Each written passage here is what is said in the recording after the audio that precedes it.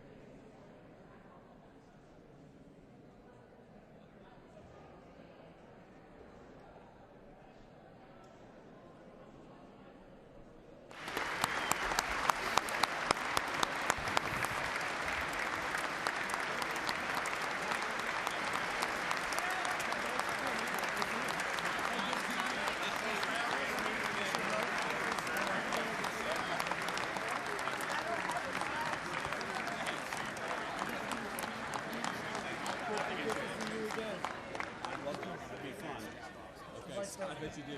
What's up, Tyler? Good to see you. How are you?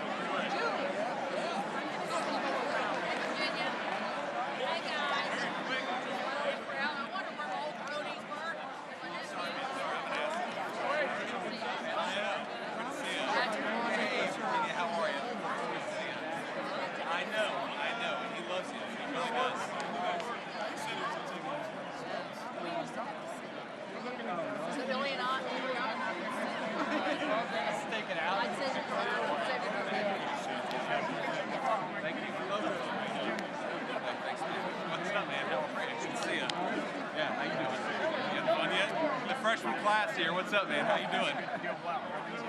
I saw your wife the other day. She was in the White House. Good. Keep it fun. Thanks, man. I appreciate it, man. Good to see you. Well, I'm going this way. Okay, yeah. Sorry, I'll just sit over here. That's fine, man. How are you? Good to see you. Good luck tonight. This will be awesome. Appreciate everything, Mr. President. Hey, so good to see you. Oh, absolutely. Absolutely. So, how about you? I have an easier job. How's your wife doing? She's having fun. She's a champion somewhere. Yeah. Good. All right, absolutely.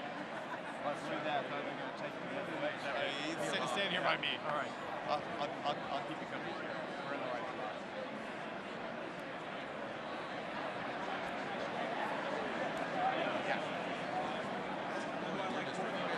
I think actually that's the only thing. I think it probably got people on the line. We're going to wear the same time. Well, we could have coordinated, I guess, but man, this is, I got to be honest with you, this is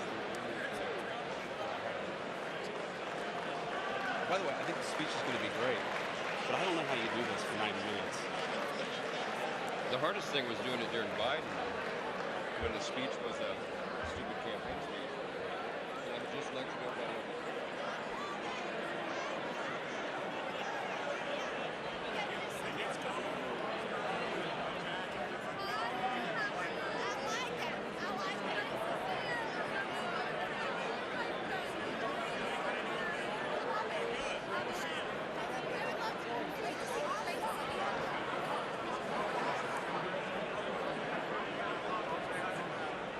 Hi, Tyler. Hey, Ashley, Moody, good to see you.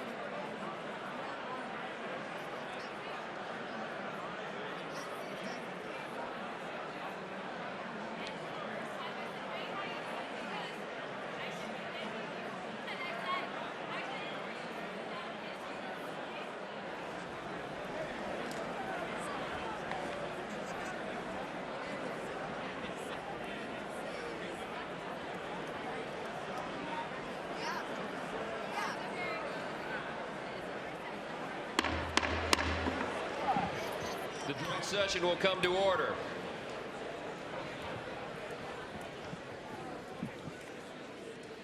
The chair appoints as members of the committee on the part of the House to escort the President of the United States into the chamber the following: the gentleman from Louisiana, Mr. Scalise; the gentleman from Minnesota, Mr. Emmer; the gentlewoman from Michigan, Mrs. McLean; the gentleman from North Carolina, Mr. Hudson; the gentleman from Pennsylvania, Mr. Reschenthaler; the gentleman from Utah, Mr. Moore; the gentlewoman from Indiana, Mrs. Houchin; the gentleman from Oklahoma, Mr. Hearn; the gentleman from New York, Mr. Jeffries; the gentlewoman from Massachusetts, Ms. Clark; the gentleman from California, Mr. Aguilar; the gentleman from California, Mr. Liu; the gentleman from Colorado, Mr. Neguse; the gentlewoman from Washington, Ms. Delbene; the gentlewoman from Michigan, Mrs. Dingle. The President of the Senate, at the direction of that body, appoints the following senators as members of the committee on the part of the Senate to escort the President of the United States into the House chamber: the Senator from South Dakota, Mr. Thune; the Senator from Wyoming, Mr. Barrasso; the Senator from Arkansas, Mr. Cotton; the Senator from Oklahoma, Mr. Lankford; the Senator from West Virginia, Mrs. Capito; the Senator from South Carolina, Mr. Scott; the Senator from New York, Mr. Schumer; the Senator from Illinois, Mr. Durbin; the Senator from Minnesota, Ms. Klobuchar; the Senator from New Jersey, Mr. Booker; the Senator from Wisconsin, Ms. Baldwin. The members of the escort committee will exit the chamber through the lobby doors.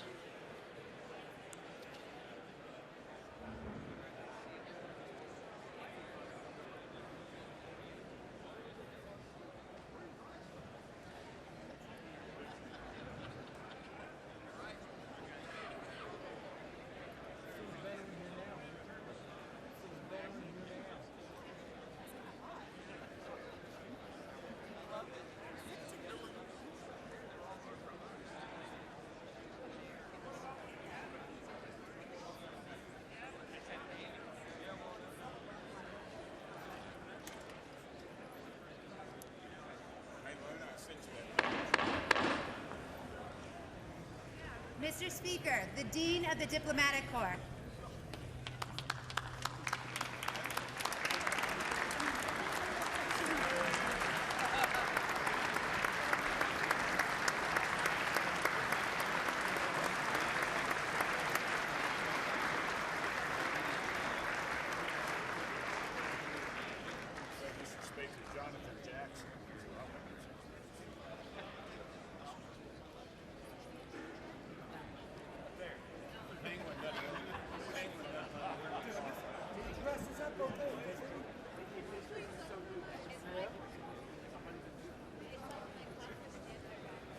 My wife loves this gray suit. I hate it. I don't wear it. She's gonna see me on TV. I'm a blazer, man.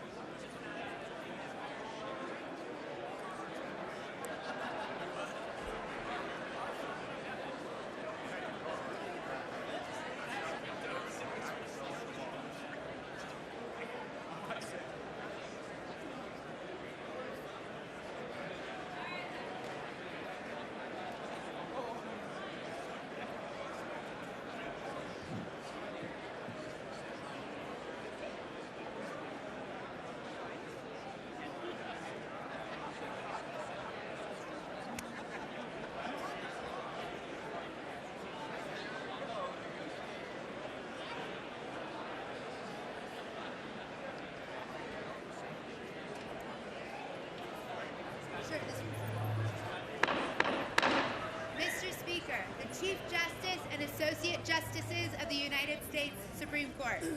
That's great.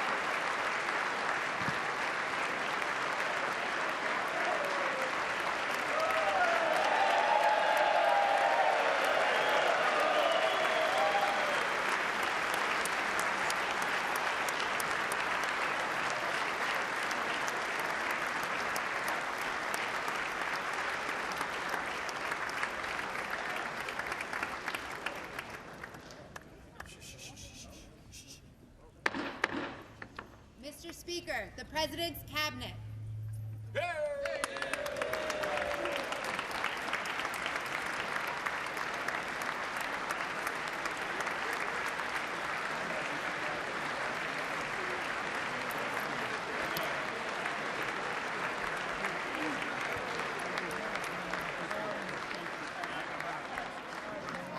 That's true. I should have done better. I should have done way better.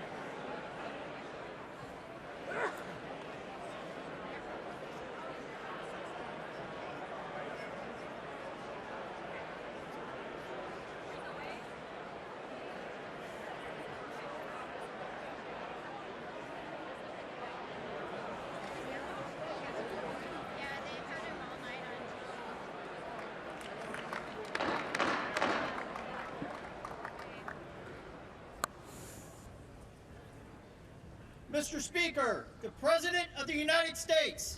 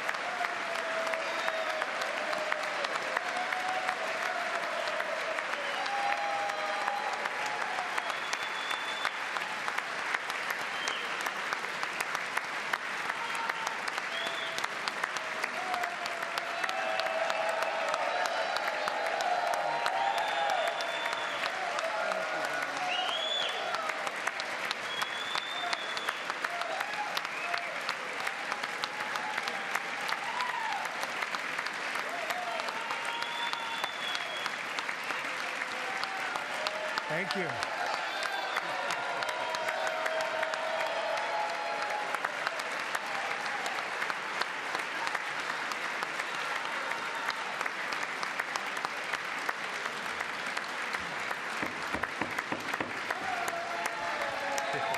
Thank you very much. Thank you very much. It's a great honor. Thank you very much. Speaker Johnson, Vice President Vance, the First Lady of the United States,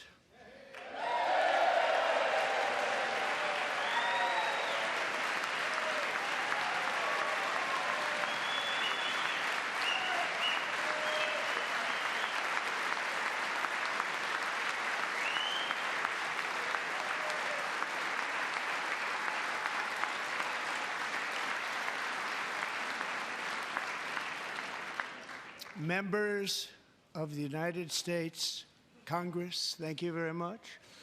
And to my fellow citizens, America is back.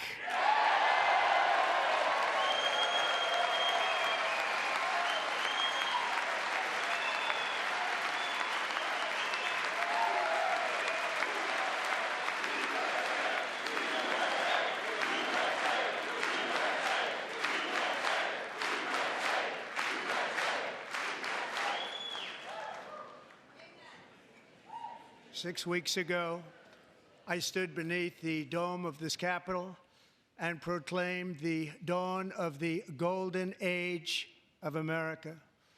From that moment on, it has been nothing but swift and unrelenting action to usher in the greatest and most successful era in the history of our country. We have accomplished more in 43 days than most administrations accomplished in 4 years or 8 years, and we are just getting started.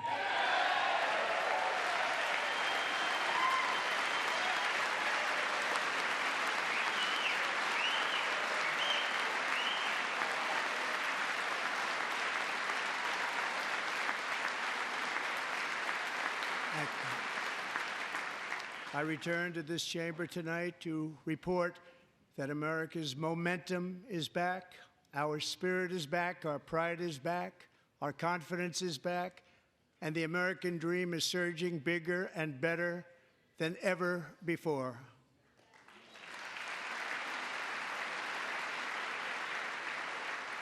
The American dream is unstoppable, and our country is on the verge of a comeback, the likes of which the world has never witnessed and perhaps will never witness again. There's never been anything like it.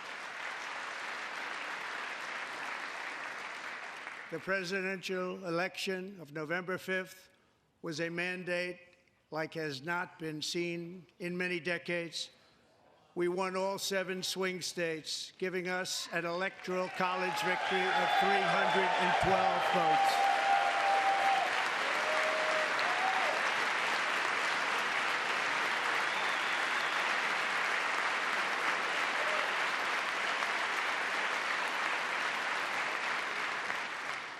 We won the popular vote by big numbers and won counties in our country.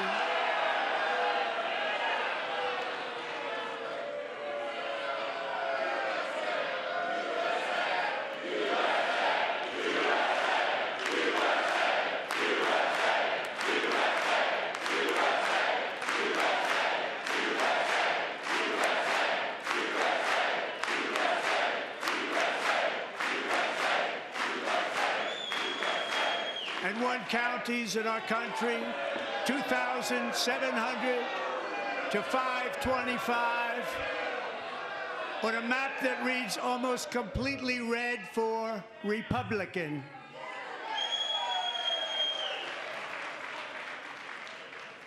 Now, for the first time in modern history, more Americans believe that our country is headed in the right direction than the wrong direction. In fact, it's an astonishing record, 27-point swing, the most ever.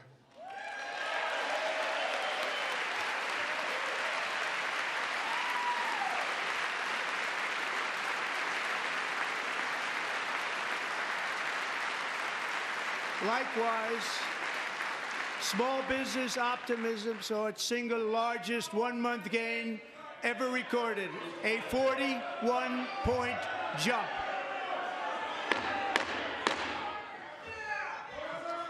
Members are directed to uphold and maintain decorum in the House and to cease any further disruptions. That's your warning.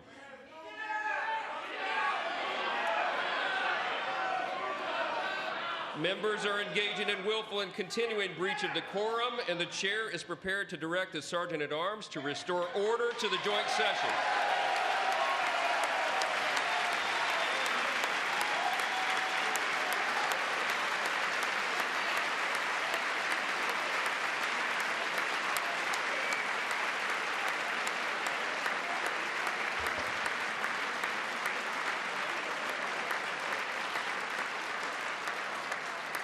Mr. Green, take your seat. Take your seat, sir. Take your seat. Finding that members continue to engage in willful and concerted disruption of proper decorum, the chair now directs the Sergeant-at-Arms to restore order. Remove this gentleman from the chamber.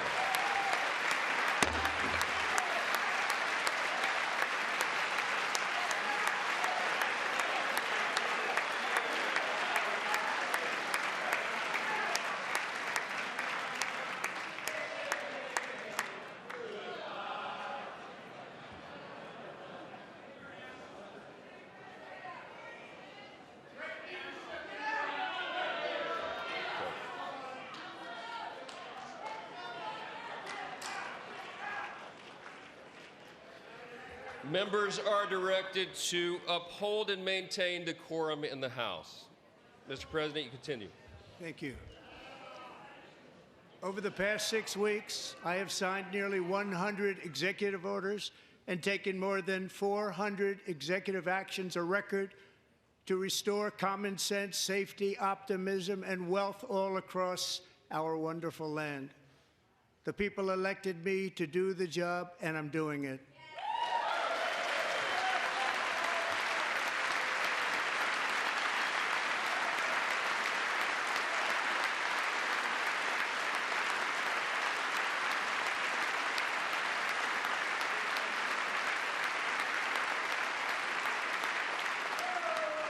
In fact, it has been stated by many that the first month of our presidency, it's our presidency, is the most successful in the history of our nation.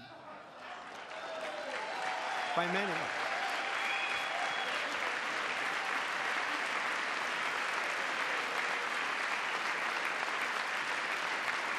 And what makes it even more impressive is that, do you know who number 2 is? George Washington. How about that? How about that? I don't know about that list, but we'll take it. Within hours of taking the oath of office, I declared a national emergency on our southern border, and I deployed the U.S. military and Border Patrol to repel the invasion of our country. And what a job they've done. As a result, illegal border crossings last month were by far the lowest ever recorded, ever.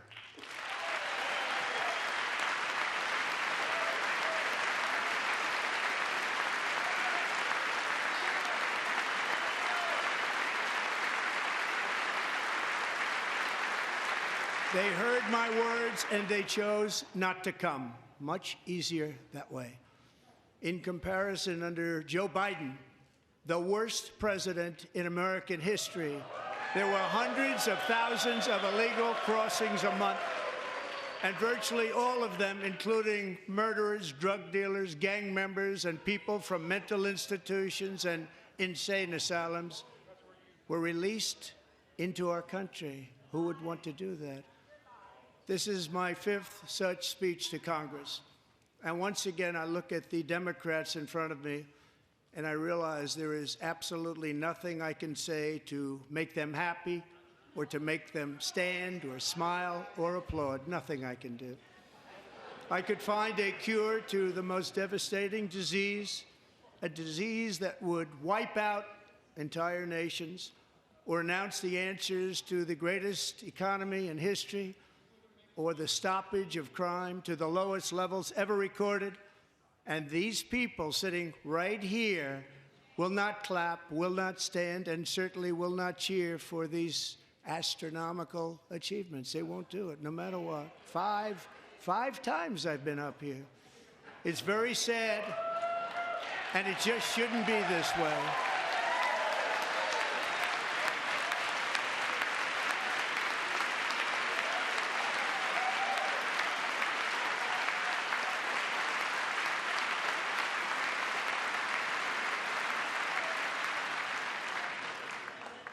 So Democrats sitting before me, for just this one night, why not join us in celebrating so many incredible wins for America? For the good of our nation, let's work together and let's truly make America great again.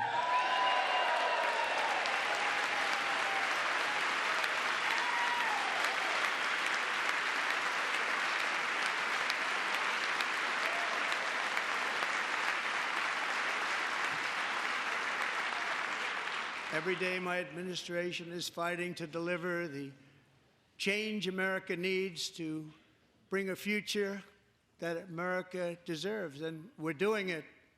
This is a time for big dreams and bold action.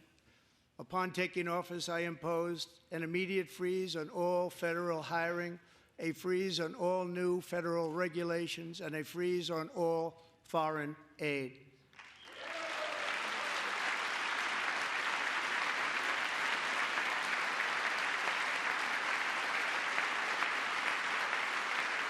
I terminated the ridiculous Green New Scam. I withdrew from the unfair Paris Climate Accord, which was costing us trillions of dollars that other countries were not paying. I withdrew from the corrupt World Health Organization.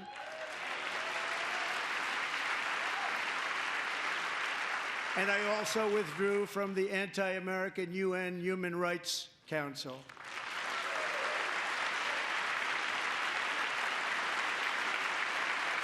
We ended all of Biden's environmental restrictions that were making our country far less safe and totally unaffordable. And importantly, we ended the last administration's insane electric vehicle mandate, saving our auto workers and companies from economic destruction.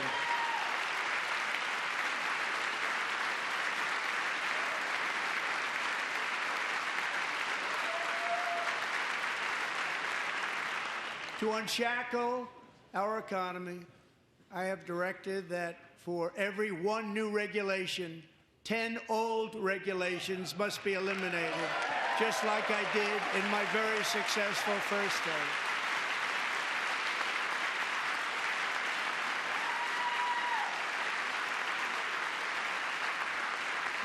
And in that first term, we set records on ending unnecessary rules and regulations like no other president had done before.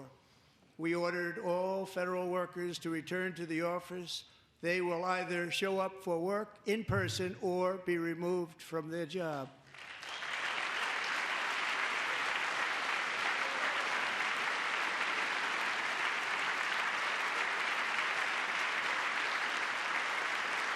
And we have ended weaponized government where, as an example, a sitting president is allowed to viciously prosecute his political opponent, like me. How did that work out? Not too good. Not too good.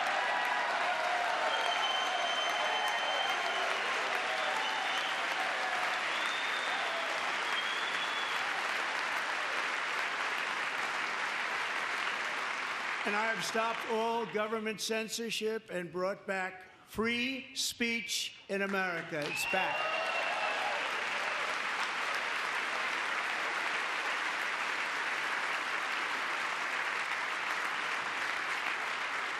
And 2 days ago, I signed an order making English the official language of the United States of America.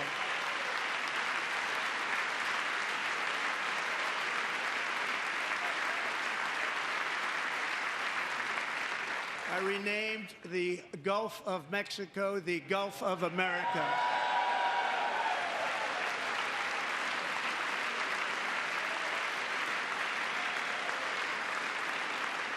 And likewise, I renamed, for a great president, William McKinley, Mount McKinley again. Beautiful Alaska. We love Alaska. We've ended the tyranny of so-called diversity, equity, and inclusion policies all across the entire federal government and indeed the private sector and our military. And our country will be woke no longer.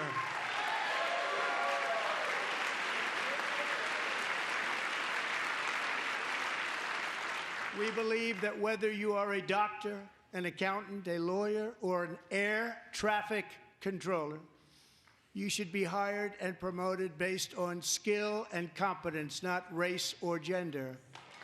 Very important.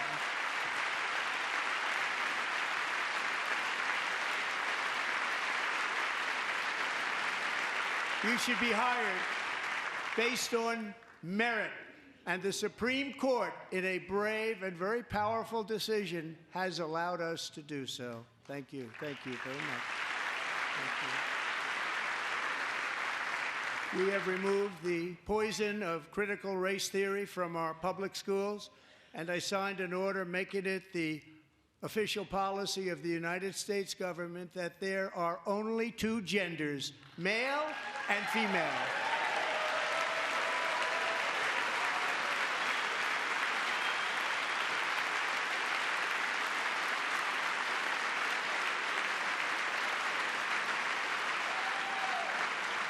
I also signed an executive order to ban men from playing in women's sports.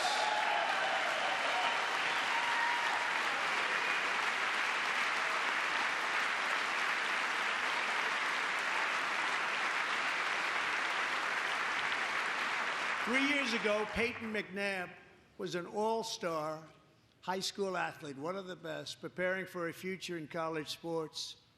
But when her girls' volleyball match was invaded by a male, he smashed the ball so hard in Peyton's face, causing traumatic brain injury, partially paralyzing her right side, and ending her athletic career. It was a shot like she's never seen before. She's never seen anything like it. Peyton is here tonight in the gallery, and Peyton, from now on, schools will kick the men off the girls' team, or they will lose all federal funding.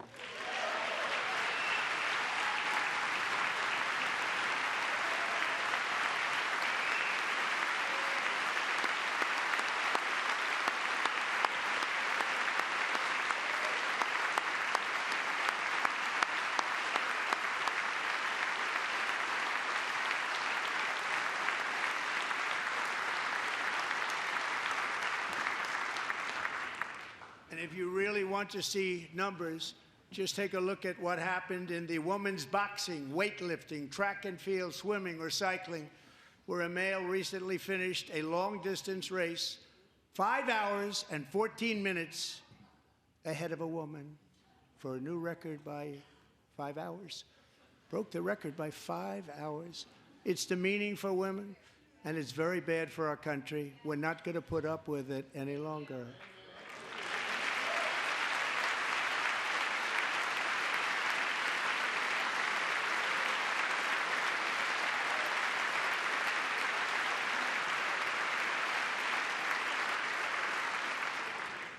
What I have just described is only a small fraction of the common sense revolution that is now, because of us, sweeping the entire world. Common sense has become a common theme, and we will never go back. Never. Never going to let that happen. Among my very highest priorities is to rescue our economy and get dramatic and immediate relief to working families. As you know, we inherited from the last administration an economic catastrophe and an inflation nightmare. Their policies drove up energy prices, pushed up grocery costs, and drove the necessities of life out of reach for millions and millions of Americans. They've never had anything like it.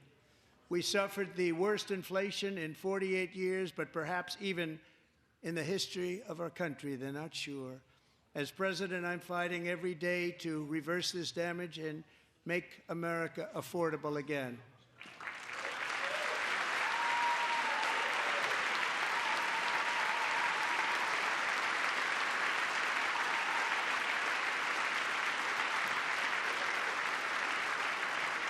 Joe Biden especially let the price of eggs get out of control. The egg price is out of control, and we're working hard to get it back down. Secretary, do a good job on that. You inherited a total mess from the previous administration. Do a good job.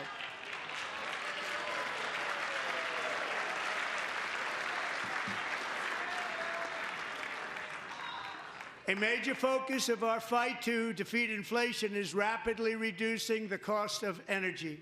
The previous administration cut the number of new oil and gas leases by 95%, slowed pipeline construction to a halt, and closed more than 100 power plants. We are opening up many of those power plants right now.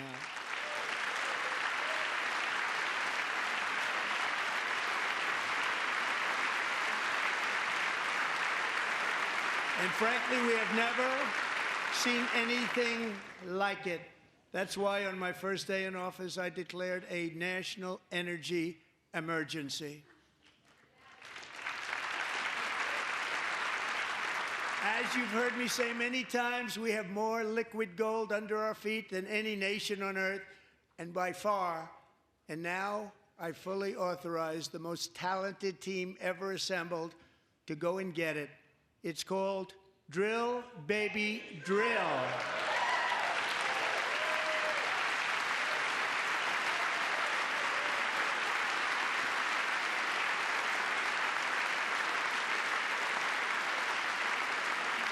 My administration is also working on a gigantic natural gas pipeline in Alaska, among the largest in the world, where Japan, South Korea, and other nations want to be our partner with investments of trillions of dollars each. There's never been anything like that one.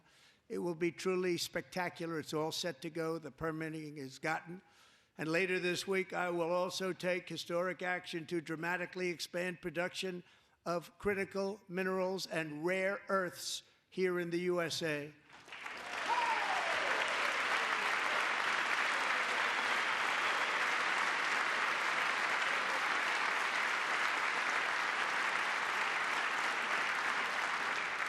To further combat inflation, we will not only be reducing the cost of energy, but will be ending the flagrant waste of taxpayer dollars.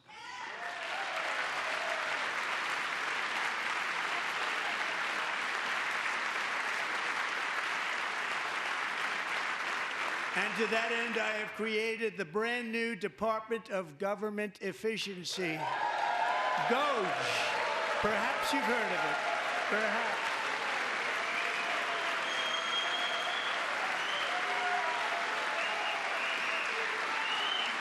Which is headed by Elon Musk, who is in the gallery tonight.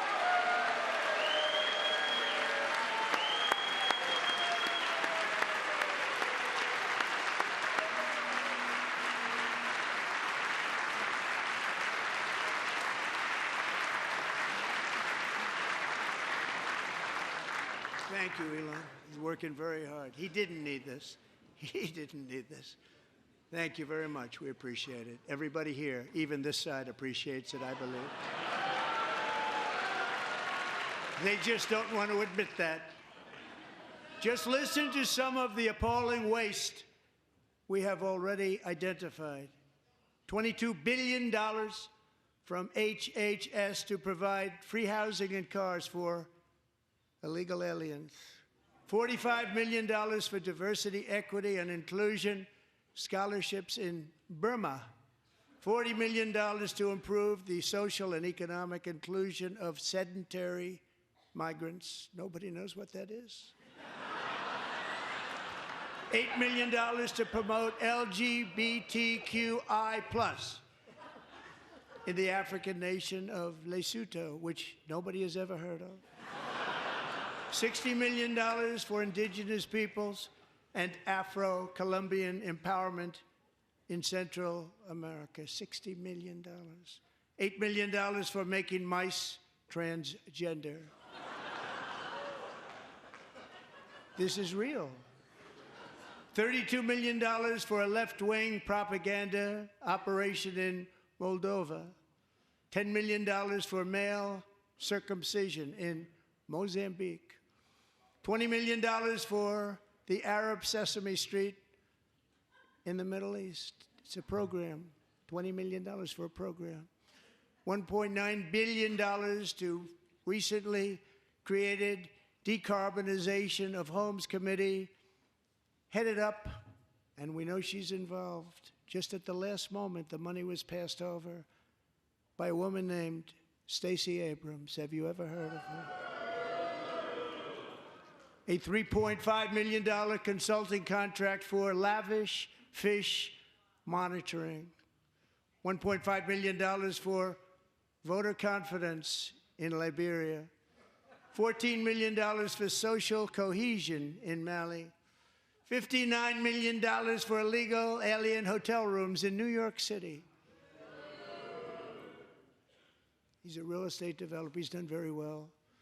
$250,000 to increase vegan local climate action innovation in Zambia. $42 million for social and behavior change in Uganda. $14 million for improving public procurement in Serbia. $47 million for improving learning outcomes in Asia. Asia's doing very well with learning. I don't know what we're doing. We should use it ourselves. And $101 million for DEI contracts at the Department of Education, the most ever paid, nothing even like it. Under the Trump administration, all of these scams, and they're far worse, but I didn't think it was appropriate to talk about them. They're so bad.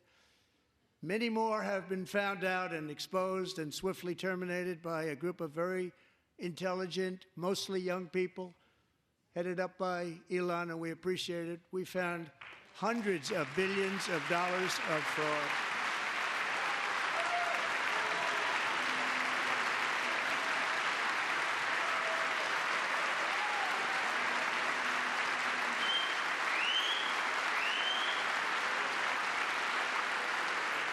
And we've taken back the money and reduced our debt to fight inflation and other things.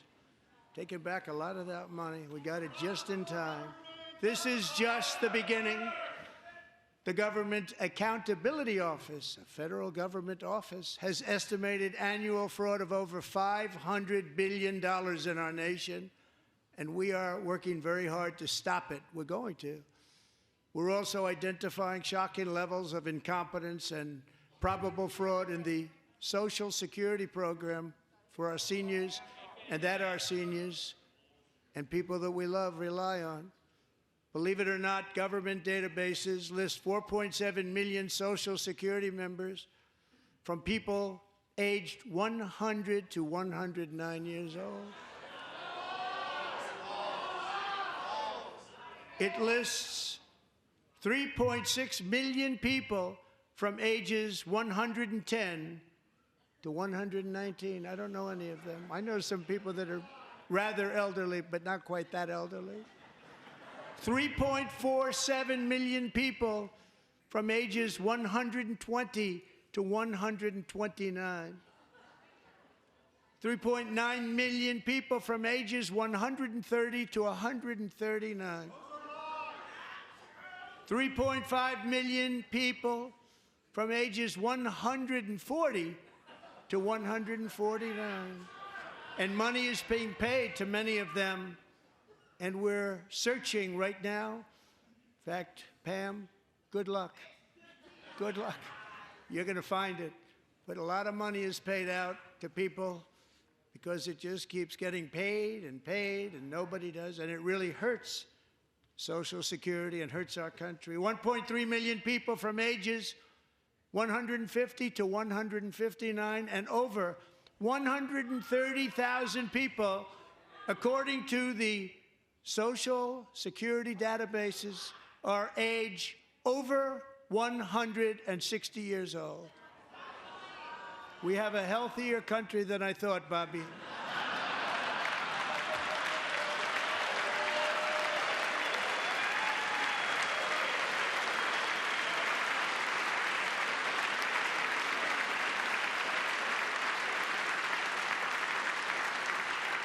Including, to finish, 1,039 people between the ages of 220 and 229, one person between the age of 240 and 249, and one person is listed at 360 years of age. More than 100 years older than our country. But we're going to find out where that money's going, and it's not going to be pretty. By slashing all of the fraud, waste, and theft we can find, we will defeat inflation, bring down mortgage rates, lower car payments and grocery prices, protect our seniors, and put more money in the pockets of American families.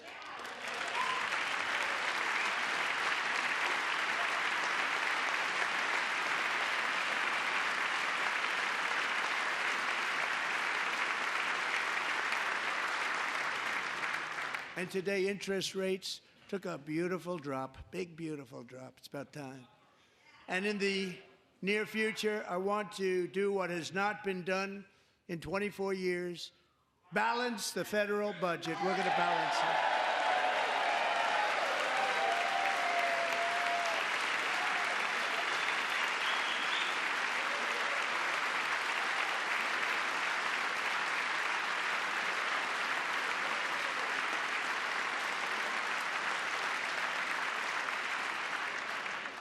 With that goal in mind, we have developed in great detail what we are calling the Gold Card, which goes on sale very, very soon.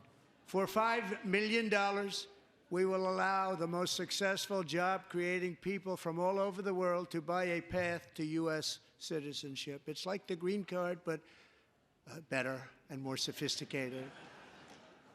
And these people will have to pay tax in our country. They won't have to pay tax from where they came. The money that they've made, you wouldn't want to do that, but they have to pay tax, create jobs. They'll also be taking people out of colleges and paying for them so that we can keep them in our country instead of having them being forced out.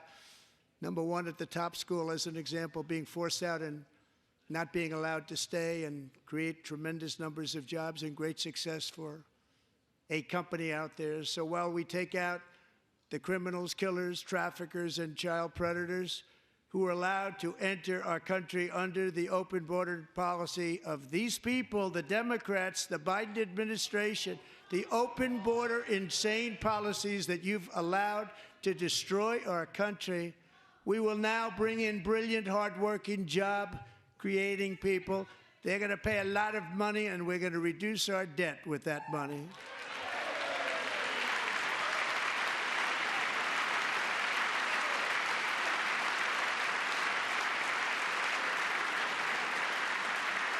Americans have given us a mandate for bold and profound change.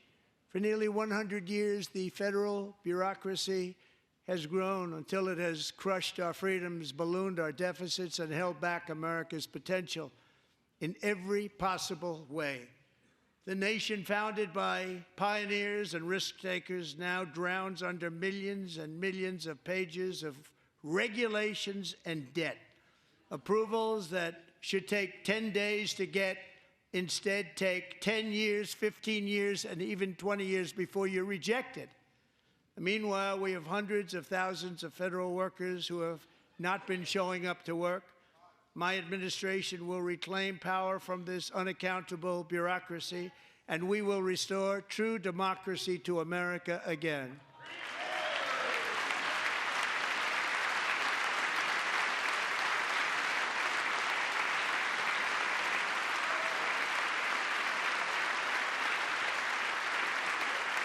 And any federal bureaucrat who resists this change will be removed from office immediately. Because we are draining the swamp. It's very simple. And the days of rule by unelected bureaucrats are over.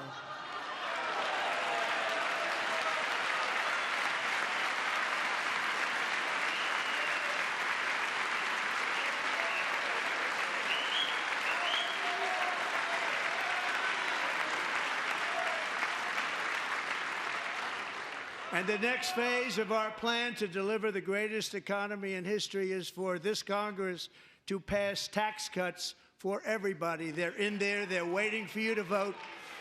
And I'm sure that the people on my right, I don't mean the Republican right, but my right here, I'm sure you're going to vote for those tax cuts, because otherwise I don't believe the people will ever vote you into office. So I'm doing you a big favor by telling you that. But I know this group is going to be voting for the tax.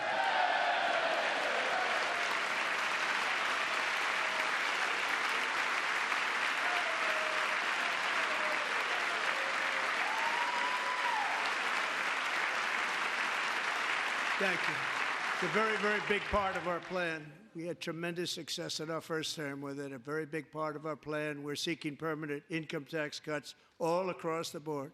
And to get urgently needed relief to Americans hit especially hard by inflation, I'm calling for no tax on tips, no tax on overtime, and no tax on Social Security benefits for our great seniors.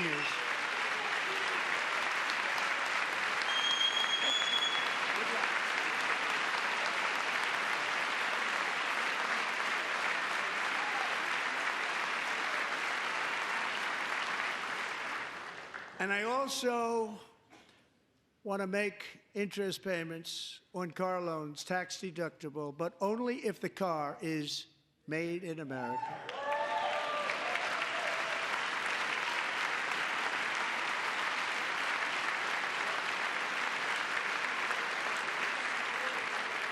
And by the way, we're going to have growth in the auto industry like nobody's ever seen. Plants are opening up all over the place. Deals are being made. Never seen. That's a combination of the election win and tariffs. It's a beautiful word, isn't it? That, along with our other policies, will allow our auto industry to absolutely boom. It's going to boom. Spoke to the majors today, all three, the top people, and they're so excited. In fact, already numerous car companies have announced that they will be building massive automobile plants in America, with Honda just announcing a new plant in Indiana, one of the largest anywhere in the world.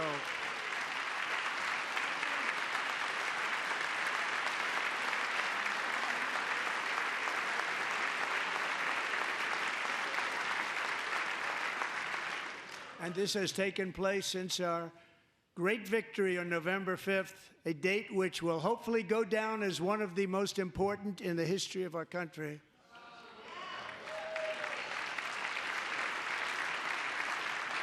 In addition, as part of our tax cuts, we want to cut taxes on domestic production and all manufacturing. And just as we did before, we will provide 100% expensing. It will be retroactive to January 20th, 2025. And it was one of the main reasons why our tax cuts were so successful in our first term, giving us the most successful economy in the history of our country. First term. We had a great first term.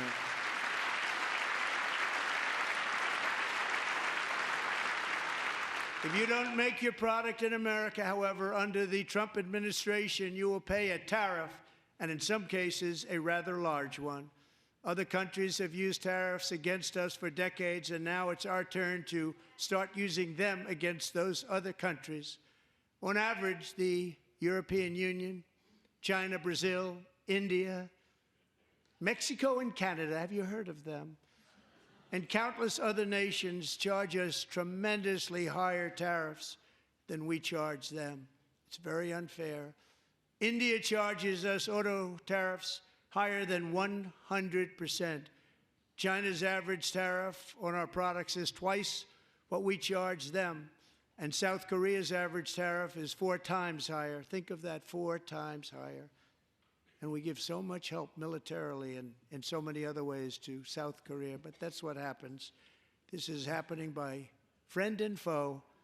This system is not fair to the United States and never was, and so on April 2nd, I wanted to make it April 1st, but I didn't want to be accused of April Fool's Day. That's not, just one day cost us a lot of money.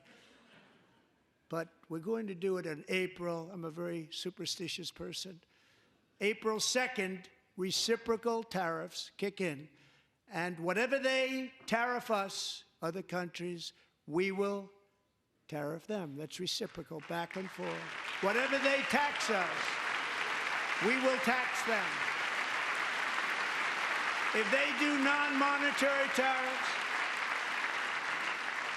to keep us out of their market, then we will do non-monetary barriers to keep them out of our market.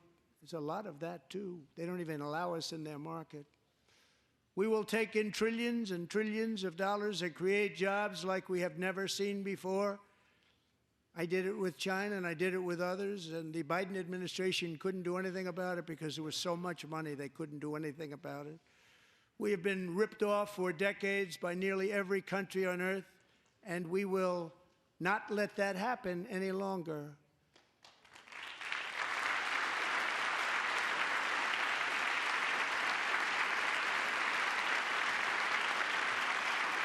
Much has been said over the last 3 months about Mexico and Canada, but we have very large deficits with both of them. But even more importantly, they've allowed fentanyl to come into our country at levels never seen before, killing hundreds of thousands of our citizens and many very young, beautiful people, destroying families. Nobody's ever seen anything like it. They are, in effect, receiving subsidies of hundreds of billions of dollars. We pay subsidies to Canada and to Mexico of hundreds of billions of dollars, and the United States will not be doing that any longer. We're not going to do it any longer.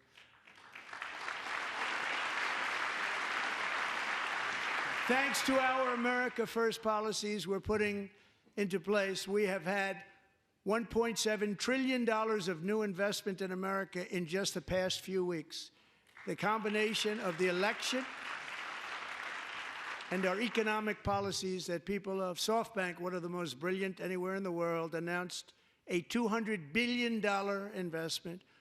OpenAI and Oracle, Larry Ellison, announced $500 billion investment, which they wouldn't have done if Kamala had won. Apple announced $500 billion investment. Tim Cook called me. He said, I cannot spend it fast enough. It's going to be much higher than that, I believe. They'll be building their plants here instead of in China. And just yesterday, Taiwan Semiconductor, the biggest in the world, most powerful in the world, has a tremendous amount, 97% of the market, announced a $165 billion investment to build the most powerful chips on earth right here in the USA.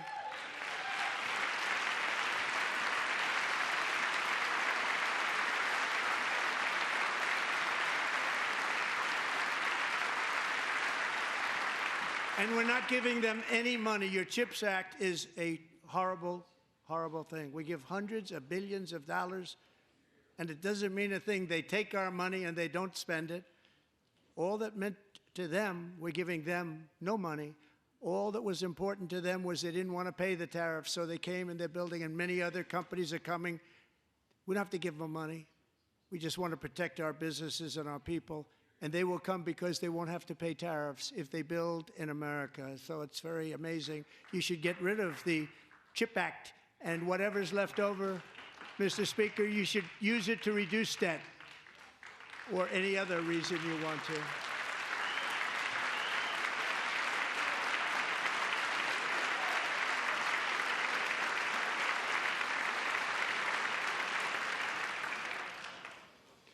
Our new trade policy will also be great for the American farmer. I love the farmer. Who will now be selling into our home market, the USA, because nobody is going to be able to compete with you because there's goods that come in from other countries and companies. They're really in a bad position in so many different ways. They're uninspected. They may be very dirty and disgusting, and they come in and they pour in, and they hurt our American farmers. The tariffs will go on agricultural product coming into America, and our farmers, starting on April 2nd, it may be a little bit of an adjustment period. We had that before when I made the deal with China, $50 billion of purchases, and I said, just bear with me, and they did. They did. Probably have to bear with me again, and this will be even better. That was great. The problem with it was that Biden didn't enforce it. He didn't enforce it. $50 billion of purchases, and we were doing great, but Biden did not enforce it, and it hurt our farmers. But our farmers are going to have a field day right now. So to our farmers, have a lot of fun. I love you too. I love you too. It's all going to happen.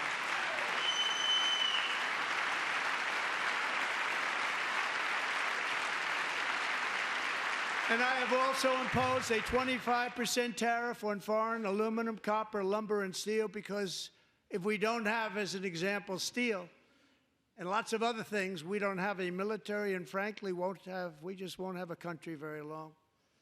Here today is a proud American steelworker, fantastic person from Decatur, Alabama, Jeff Denard. Has been working at the same steel plant for 27 years in a job that has allowed him to serve as the captain of his local volunteer fire department, raise 7 children with his beautiful wife, Nicole, and over the years provide a loving home for more than 40 foster children. So great, Jeff.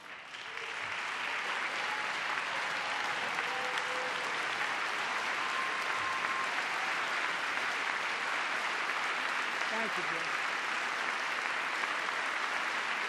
Thank you, Jeff.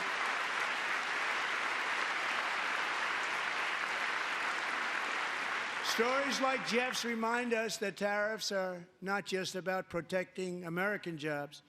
They're about protecting the soul of our country. Tariffs are about making America rich again and making America great again, and it's happening, and it will happen rather quickly. There'll be a little disturbance, but we're okay with that. It won't be much. No, you're not. Oh. And look where Biden took us. Very low, the lowest we've ever been. Jeff, I want to thank you very much. And I also want to recognize another person who has devoted herself to foster care community. She works so hard on it. A very loving person, our magnificent First Lady of the United States.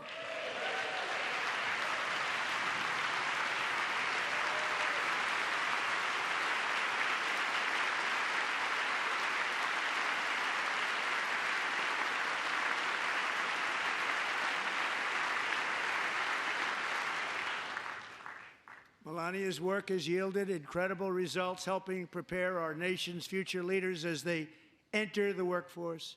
Our First Lady is joined by 2 impressive young women, very impressive. Haley Ferguson, who benefited from the First Lady's Fostering the Future initiative and is poised to complete her education and become a teacher.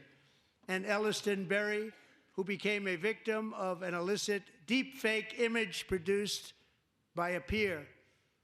With Elliston's help, the Senate just passed the Take It Down Act, and this is so important. Thank you very much, John. John Thune, thank you.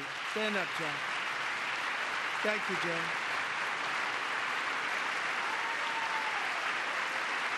Thank you all very much.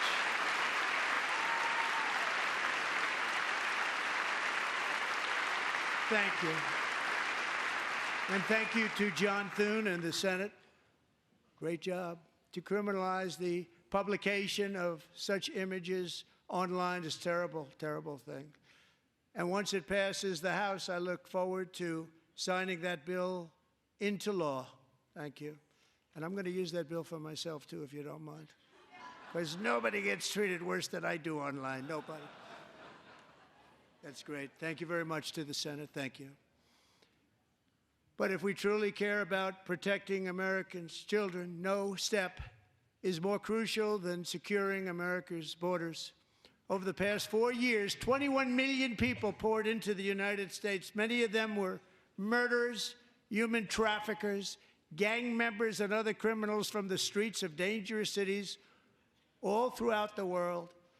Because of Joe Biden's insane and very dangerous open border policies, they are now strongly embedded in our country, but we are getting them out and getting them out fast.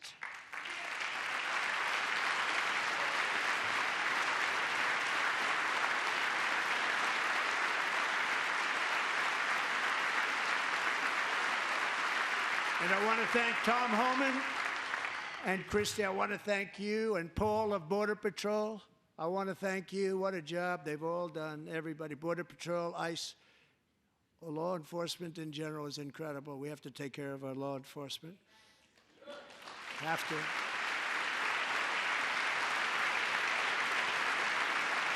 Last year,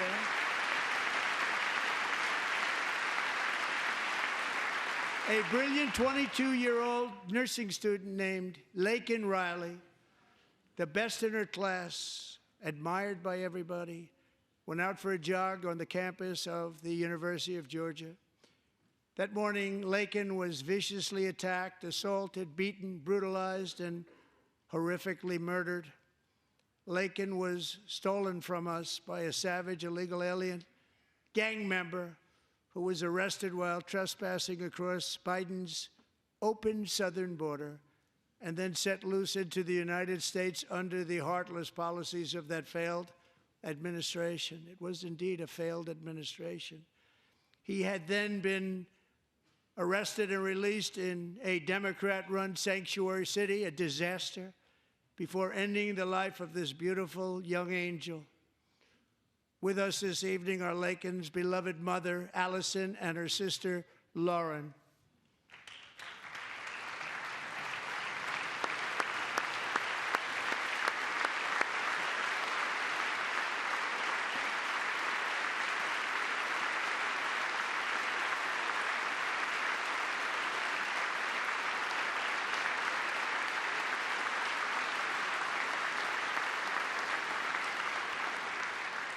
Last year, I told Lakin's grieving parents that we would ensure their daughter would not have died in vain.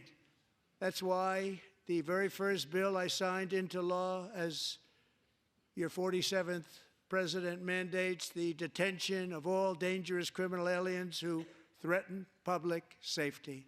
It's a very strong, powerful act.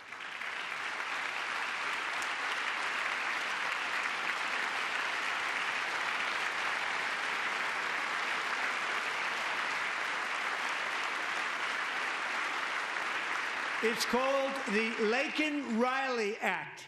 So Allison and Lauren, America will never, ever forget our beautiful Lakin Hope Riley.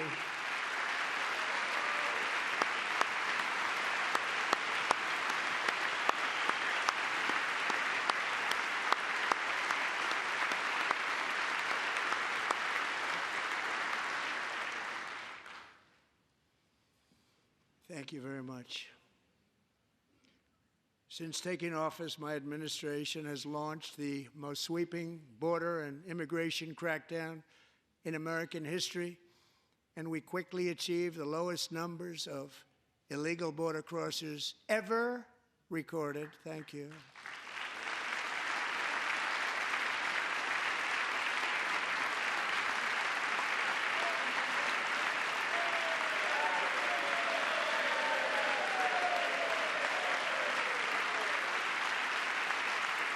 The media and our friends in the Democrat Party kept saying we needed new legislation, we must have legislation to secure the border. But it turned out that all we really needed was a new president.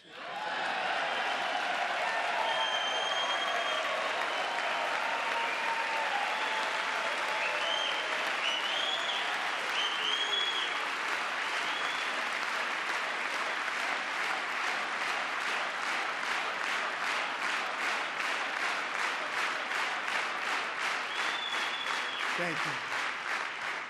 Joe Biden didn't just open our borders, he flew illegal aliens over them to overwhelm our schools, hospitals, and communities throughout the country.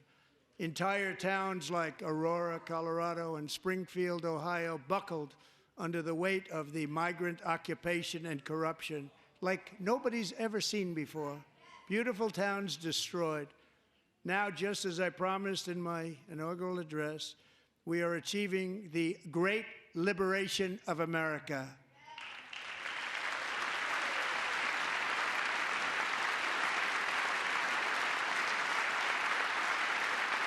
But there still is much work to be done. Here tonight is a woman I have gotten to know, Alexis Nungari from Houston. Wonderful woman. Last June, Alexis's 12-year-old daughter, her precious Jocelyn, walked to a nearby convenience store. She was kidnapped, tied up, assaulted for 2 hours under a bridge, and horrifically murdered. Arrested and charged with this heinous crime are 2 illegal alien monsters from Venezuela, released into America by the last administration through their ridiculous open border. The death of this beautiful 12-year-old girl and the agony of her mother and family touched our entire nation greatly. Alexis, I promised that we would always remember your daughter, your magnificent daughter, and earlier tonight, I signed an order keeping my word to you. One thing I have learned about Jocelyn is that she loved animals so much. She loved nature. Across Galveston Bay, from where Jocelyn lived in Houston, you will find a magnificent national wildlife refuge, a pristine, peaceful, 34,000-acre sanctuary for all of God's creatures on the edge of the Gulf of America. Alexis, moments ago, I formally renamed that refuge in loving memory of your beautiful daughter, Jocelyn. So, Mr. Vice President, if you would, may I have the order?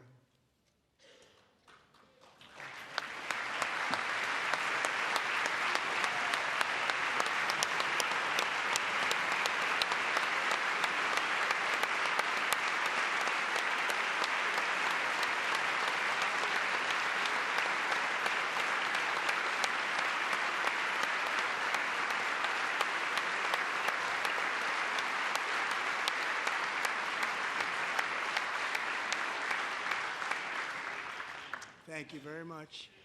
All 3 savages charged with Jocelyn and Lakin's murders were members of the Venezuelan prison gang, the toughest gang, they say, in the world, known as Tren de Aragua. 2 weeks ago, I officially designated this gang, along with MS-13 and the bloodthirsty Mexican drug cartels, as foreign terrorist organizations.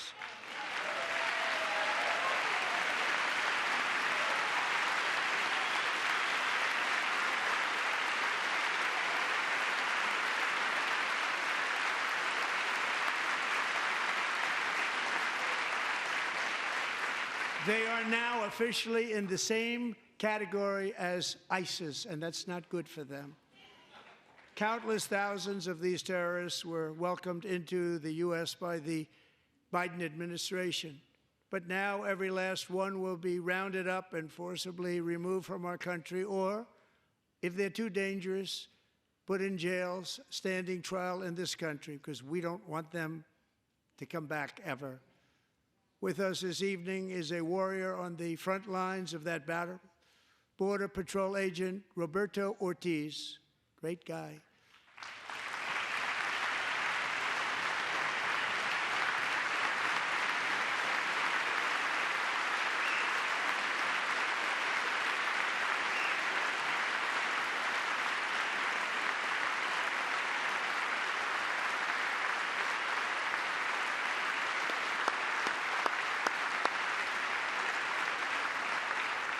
In January, Roberto and another agent were patrolling by the Rio Grande near an area known as Cartel Island. Doesn't sound too nice to me. When heavily armed gunmen started shooting at them. Roberto saw that his partner was totally exposed, at great danger, and he leapt into action, returning fire and providing crucial seconds for his fellow agent to seek safety, just barely. I have some of the prints of that event, and it was not good. Agent Ortiz, we salute you for your great courage and for your line of fire that you took and for the bravery that you showed. We honor you, and we will always honor you. Thank you, Roberto, very much.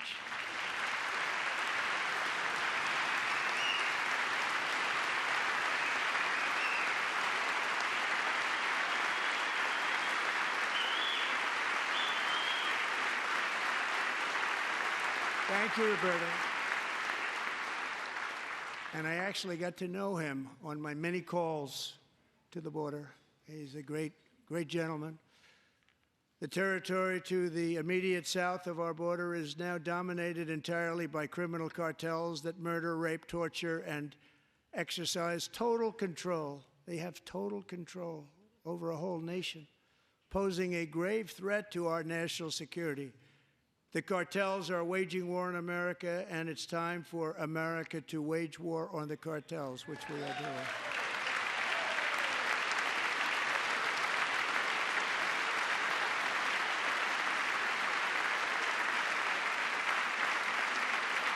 Five nights ago, Mexican authorities, because of our tariff policies being imposed on them, think of this, handed over to us 29 of the biggest cartel leaders in their country. That has never happened before. They want to make us happy.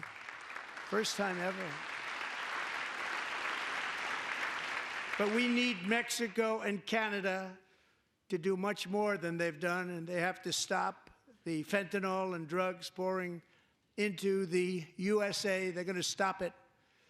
I have sent Congress a detailed funding request laying out exactly how we will eliminate these threats to protect our homeland and complete the largest deportation operation in American history, larger even than current record holder President Dwight D. Eisenhower, a moderate man, but someone who believed very strongly in borders.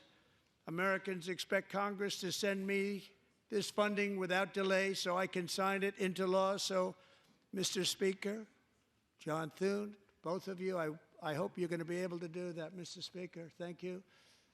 Mr. Leader, thank you. Thank you very much. And let's get it to me. I'll sign it so fast, you won't even believe it.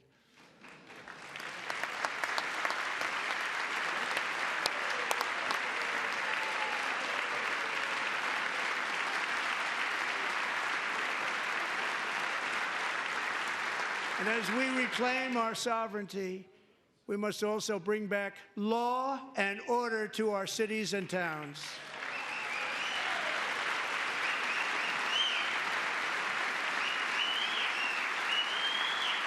In recent years, our justice system has been turned upside down by radical left lunatics. Many jurisdictions virtually ceased enforcing the law against dangerous repeat offenders while weaponizing law enforcement against political opponents like me. My administration has acted swiftly and decisively to restore fair, equal, and impartial justice under the constitutional rule of law, starting at the FBI and the DOJ. Pam, good luck. Cash, wherever you may be, good luck. Good luck. Pam Bondi. Good luck. So important. Going to do a great job. Cash, thank you. Thank you, Cash.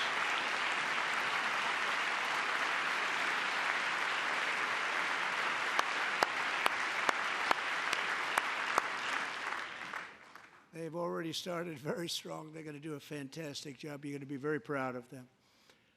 We're also once again giving our police officers the support, protection, and respect they so dearly deserve. They have to get it. They have such a hard, dangerous job, but we're going to make it less dangerous. The problem is the bad guys don't respect the law, but they're starting to respect it, and they soon will respect it. This also includes our great fire departments throughout the country. Our firemen and women are unbelievable people, and we'll never forget them.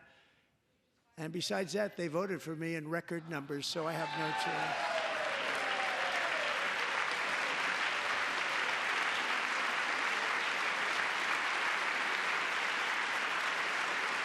One year ago this month, 31-year-old New York police officer Jonathan Diller, unbelievably wonderful person and a great officer, was gunned down at a traffic stop on Long Island. I went to his funeral. The vicious criminal charged with his murder had 21 prior arrests, and they were rough arrests, too. He was a real bad one. The thug in the seat next to him had 14 prior arrests and went by the name of Killer. He was Killer. He killed other people, they say, a lot of them. I attended Officer Diller's service, and when I met his wife and one-year-old son, Ryan, it was very inspirational, actually. His widow's name is Stephanie, and she is here tonight. Stephanie, thank you very much, Stephanie. Thank you very much.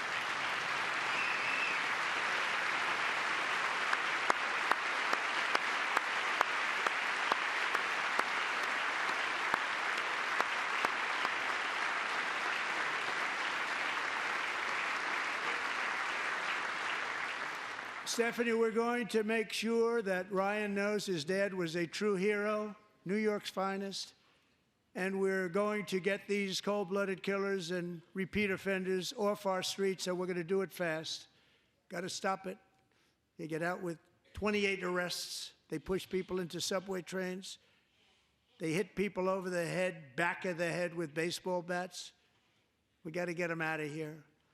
I've already signed an executive order requiring a mandatory death penalty for anyone who murders a police officer, and tonight I'm asking Congress to pass that policy into permanent law.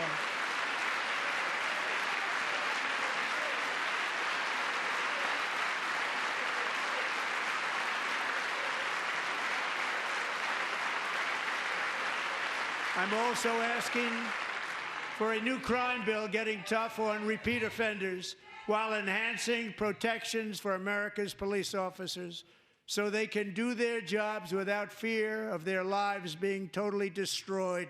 They don't want to be killed. We're not going to let them be killed. Joining us in the gallery tonight is a young man who truly loves our police. His name is DJ Daniel. He is 13 years old, and he has always dreamed of becoming a police officer.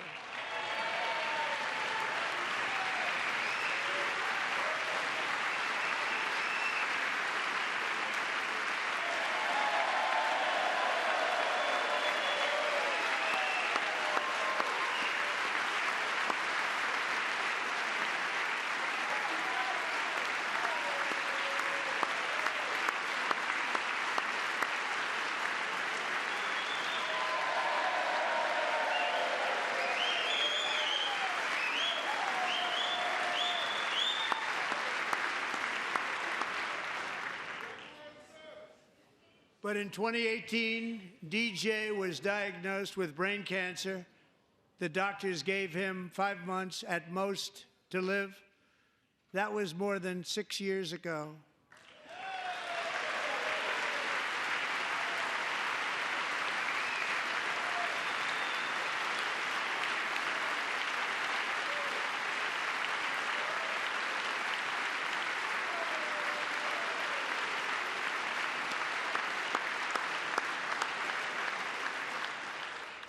Since that time, DJ and his dad have been on a quest to make his dream come true, and DJ has been sworn in as an honorary law enforcement officer, actually a number of times. The police love him, the police departments love him. And tonight, DJ, we're going to do you the biggest honor of them all. I am asking our new Secret Service Director, Sean Curran, to officially make you an agent of the United States Secret Service.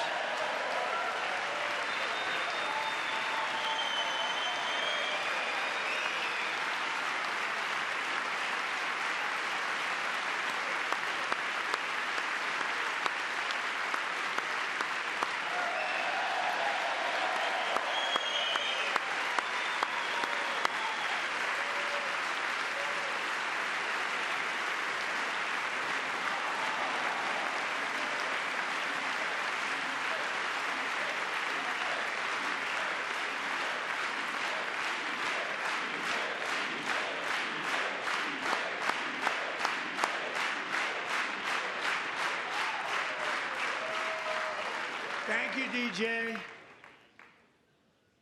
DJ's doctors believe his cancer likely came from a chemical he was exposed to when he was younger. Since 1975, rates of child cancer have increased by more than 40%.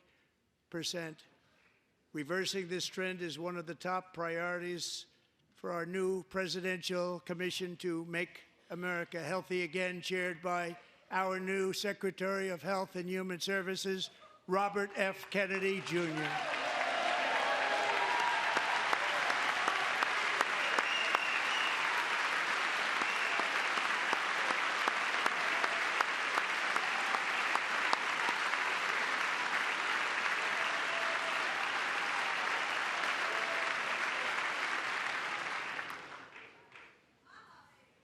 With the name Kennedy, you would have thought everybody over here would have been cheering.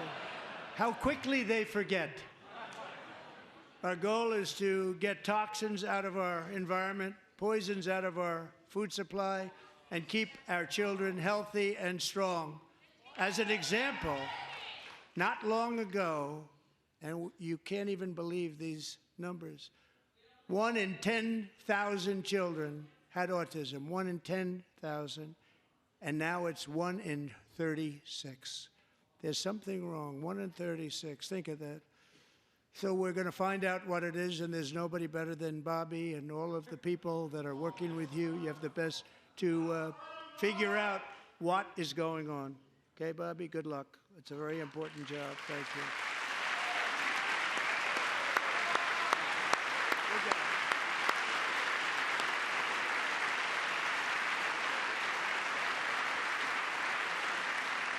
Thank you. My administration is also working to protect our children from toxic ideologies in our schools. A few years ago, January Littlejohn and her husband discovered that their daughter's school had secretly socially transitioned their 13-year-old little girl. Teachers and administrators conspired to deceive January and her husband while encouraging her daughter to use a new name and pronouns. They, them pronoun, actually, all without telling January, who is here tonight and is now a courageous advocate against this form of child abuse. January, thank you. Thank you. Thank you very much.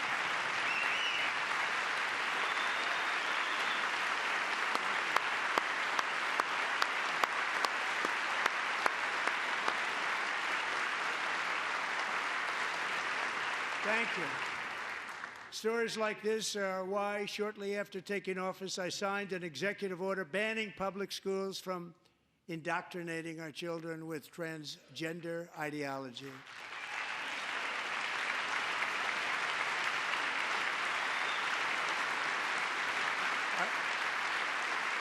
I also signed an order to cut off all taxpayer funding to any institution that engages in the sexual mutilation of our youth.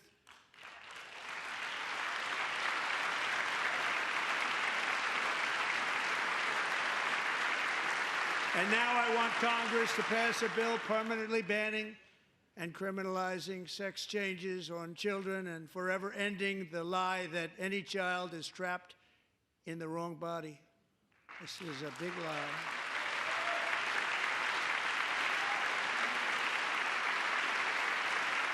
And our message to every child in America is that you are perfect exactly the way God made you.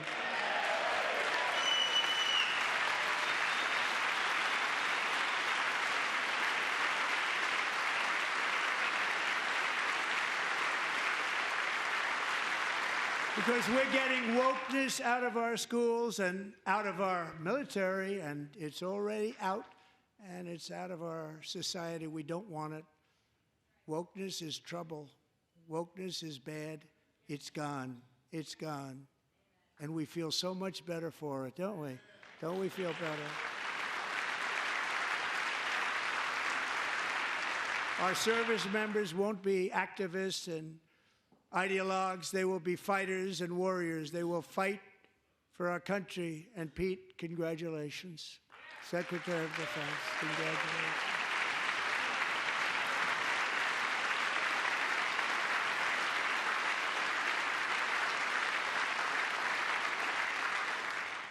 And he's not big into the woke movement, I can tell you. I know him well. I am pleased to report that in January, the U.S. Army had its single best recruiting month in 15 years, and that all armed services are having among the best recruiting results ever in the history of our services. What a difference.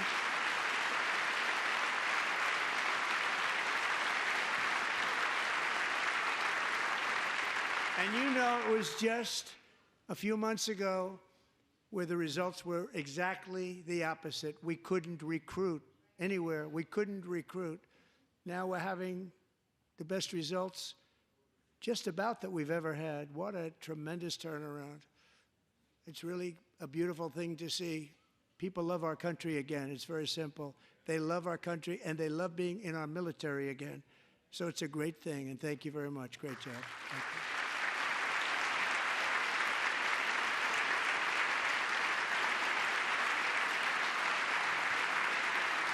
We're joined tonight by a young man, Jason Hartley, who knows the weight of that call of duty. Jason's father, grandfather, and great-grandfather all wore the uniform. Jason tragically lost his dad, who was also a Los Angeles County Sheriff's deputy when he was just a boy, and now he wants to carry on the family legacy of service. Jason is a senior in high school, a six-letter varsity athlete, a really good athlete, they say, a brilliant student with a 4.46, that's good, GPA.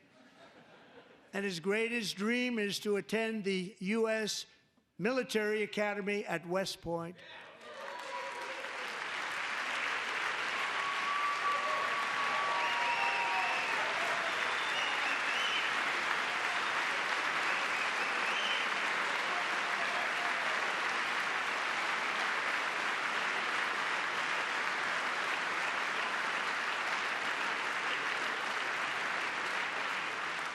And Jason, that's a very big deal getting in. That's a hard one to get into. But I'm pleased to inform you that your application has been accepted.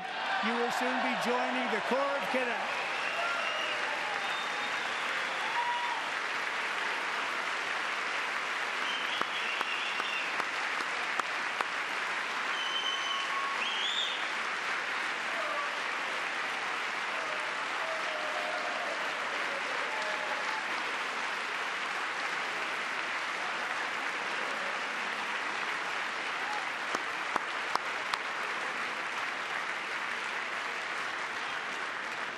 Thank you. Jason, you're going to be on the long gray line, Jason. As Commander-in-Chief, my focus is on building the most powerful military of the future. As a first step, I'm asking Congress to fund a state-of-the-art Golden Dome missile defense shield to protect our homeland, all made in the USA.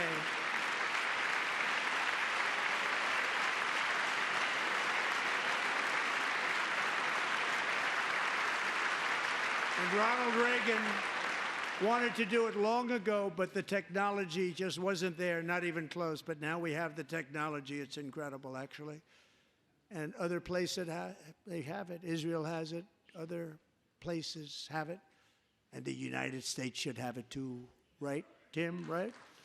They should have it too. So I want to thank you. But it's a very, very important. This is a very dangerous world. We should have it. We want to be protected, and we're going to protect our citizens like never before. To boost our defense industrial base, we are also going to resurrect the American shipbuilding industry, including commercial shipbuilding and military shipbuilding.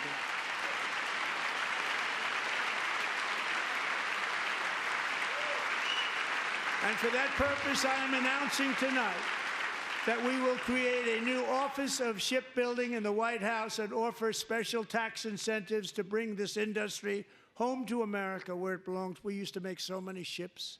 We don't make them anymore very much, but we're going to make them very fast, very soon. It will have a huge impact. To further enhance our national security, my administration will be reclaiming the Panama Canal, and we've already started doing it.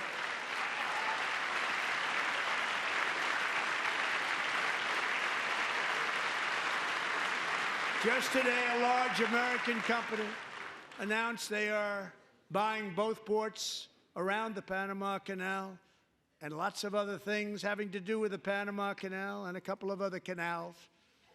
The Panama Canal was built by Americans for Americans, not for others, but others could use it.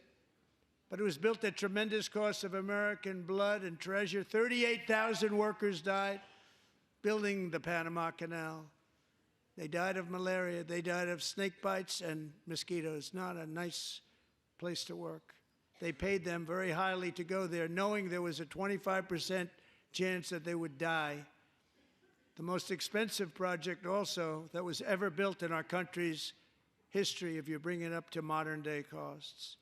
It was given away by the Carter administration for $1, but that agreement has been violated very severely. We didn't give it to China. We gave it to Panama, and we're taking it back.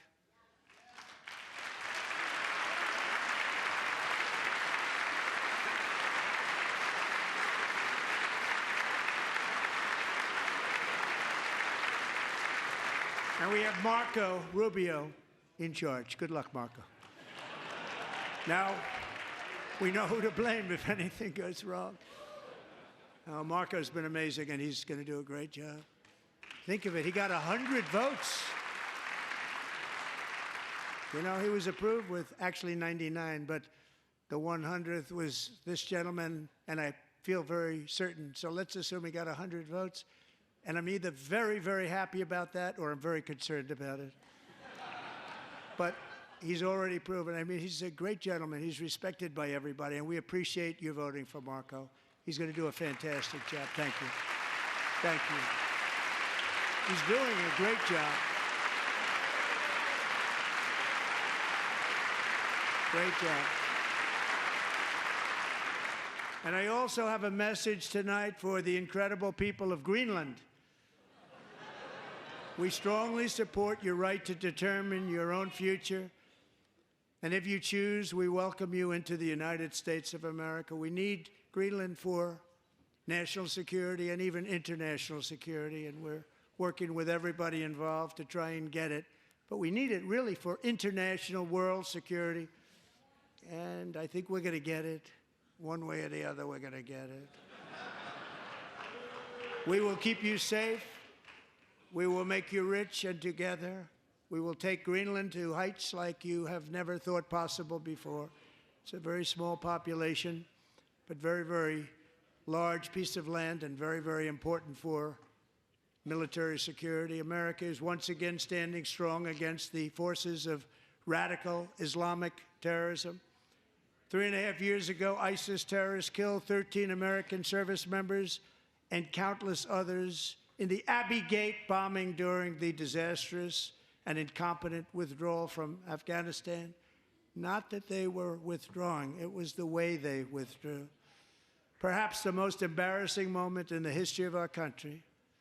Tonight, I am pleased to announce that we have just apprehended the top terrorist responsible for that atrocity, and he is right now on his way here to face the swift sword of American justice.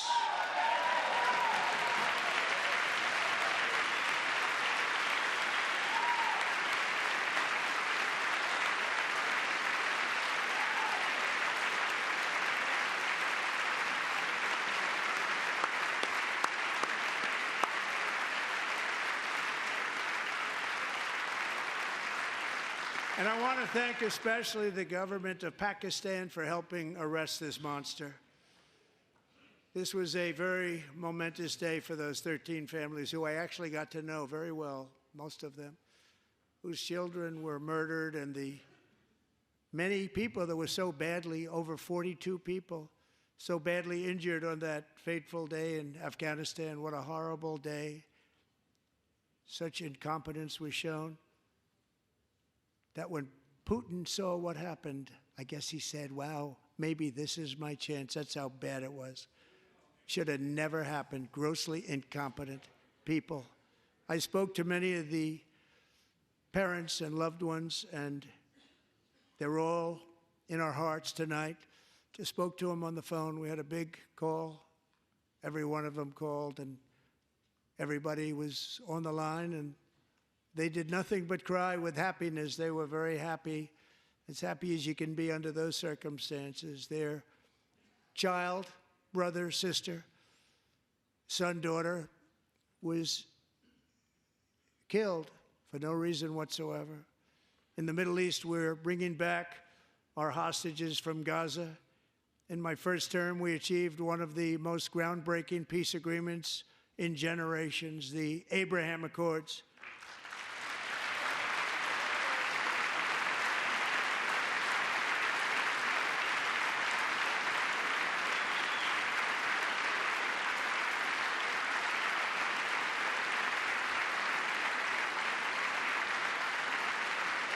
And now we're going to build on that foundation to create a more peaceful and prosperous future for the entire region. A lot of things are happening in the Middle East. People have been talking about that so much lately with everything going on with Ukraine and Russia.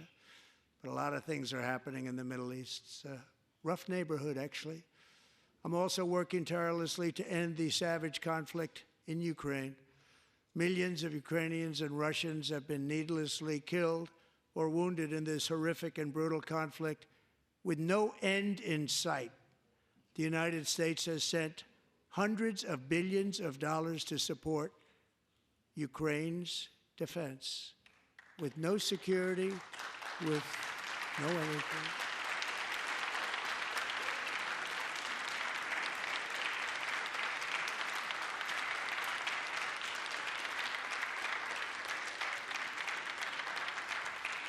Do you want to keep it going for another 5 years? Yeah, you would say Pocahontas says yes.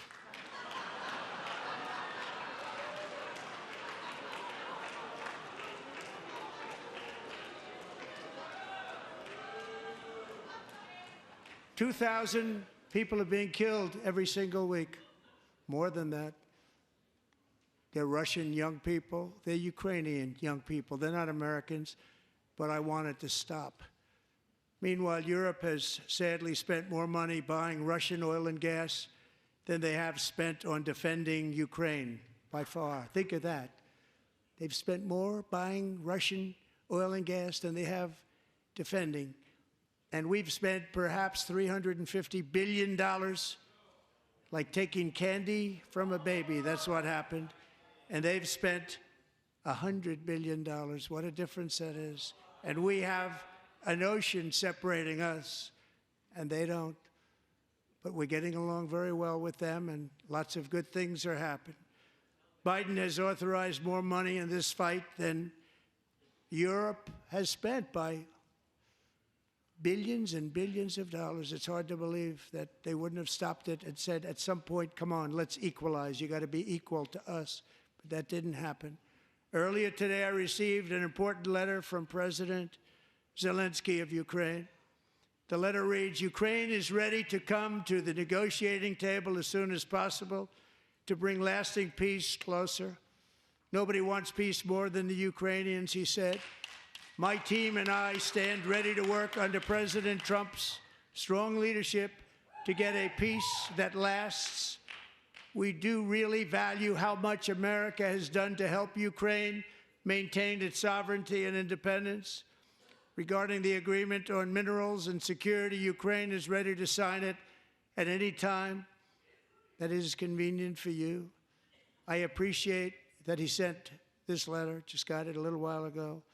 Simultaneously, we've had serious discussions with Russia and have received strong signals that they are ready for peace. Wouldn't that be beautiful? Wouldn't that be beautiful?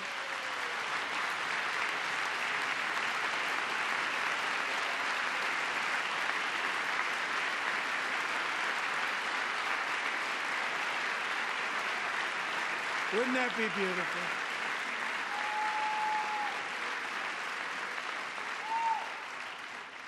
It's time to stop this madness. It's time to halt the killing. It's time to end this senseless war. If you want to end wars, you have to talk to both sides. Nearly 4 years ago, amid rising tensions, a history teacher named Mark Fogel was detained in Russia and sentenced to 14 years in a penal colony. Rough stuff. The previous administration barely lifted a finger to help him. They knew he was innocent, but they had no idea where to begin. But last summer, I promised his 95-year-old mother, Malphine, that we would bring her boy safely back home. After 22 days in office, I did just that, and they are here tonight.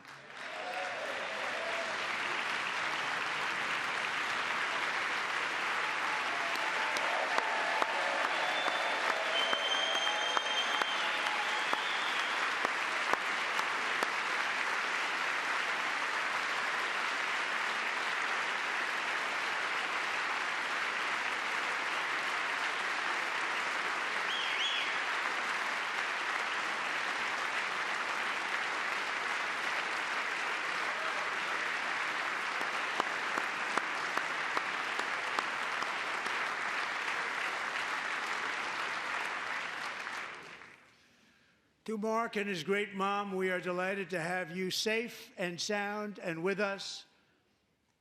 As fate would have it, Mark Fogel was born in a small rural town in Butler, Pennsylvania. Have you heard of it?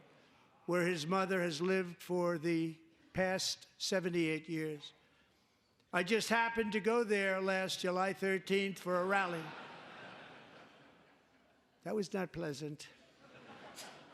And that is where I met his beautiful mom right before I walked onto that stage. And I told her I would not forget what she said about her son. And I never did I? Never forgot. Less than 10 minutes later, at that same rally, gunfire rang out, and a sick and deranged assassin unloaded 8 bullets from his sniper's perch into a crowd of many thousands of people. My life was saved by a fraction of an inch, but some were not so lucky. Corey Comparator was a firefighter, a veteran, a Christian, a husband, a devoted father, and above all, a protector. When the sound of gunshots pierced the air, it was a horrible sound. Corey knew instantly what it was and what to do. He threw himself on top of his wife and daughters and shielded them from the bullets with his own body. Corey was hit really hard. You know the story from there. He sacrificed his life to save theirs. 2 others, very fine people, were also seriously hit. But thankfully, with the help of 2 great country doctors, we thought they were gone, and they were saved. So those doctors had great talent.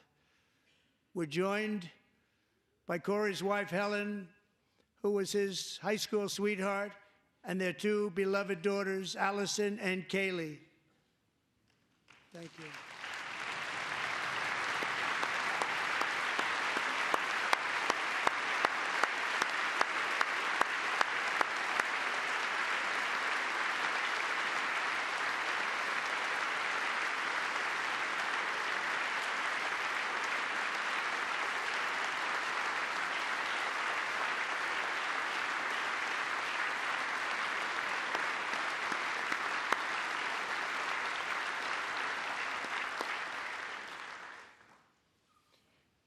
To Helen, Allison, and Kaylee, Corey is looking down on his 3 beautiful ladies right now, and he is cheering you on. He loves you. He is cheering you on. Corey was taken from us much too soon, but his destiny was to leave us all with a shining example of the selfless devotion of a true American patriot. It was love like Corey's that built our country, and it's love like Corey's that is going to make our country more majestic than ever before. I believe that my life was saved that day in Butler for a very good reason. I was saved by God to make America great again. I believe that. Thank you. Thank you.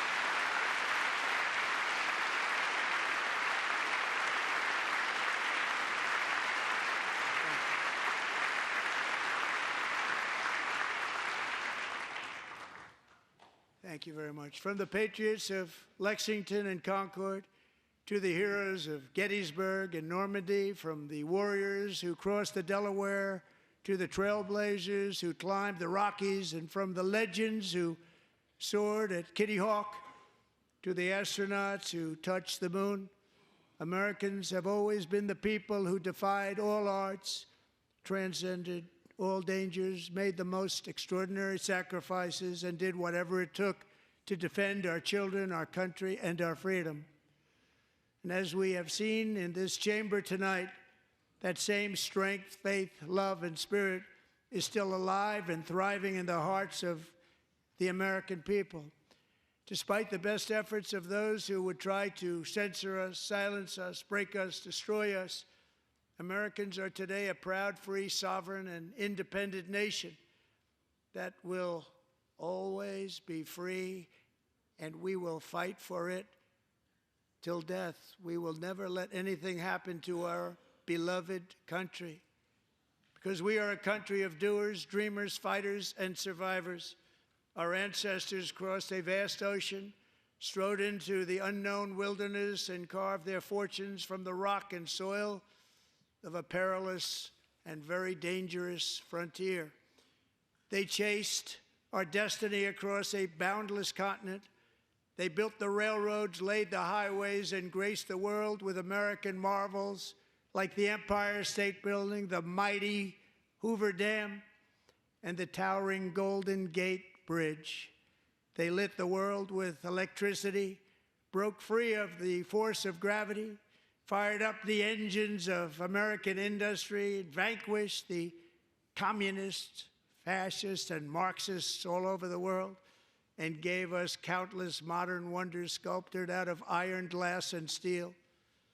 We stand on the shoulders of these pioneers who won and built the modern age, these workers who poured their sweat into the skylines of our cities, these warriors who shed their blood on fields of battle and gave everything they had for our rights and for our freedom. Now it is our time to take up the righteous cause of American liberty, and it is our turn to take America's destiny into our own hands and begin the most thrilling days in the history of our country. This will be our greatest era. With God's help, over the next 4 years, we are going to lead this nation even higher, and we are going to forge the freest, most advanced, most dynamic, and most dominant civilization ever to exist on the face of this earth. We are going to create the highest quality of life, build the safest and wealthiest and healthiest and most vital communities anywhere in the world. We are going to conquer the vast frontiers of science, and we are going to lead humanity into space and plant the American flag on the planet Mars and even far beyond.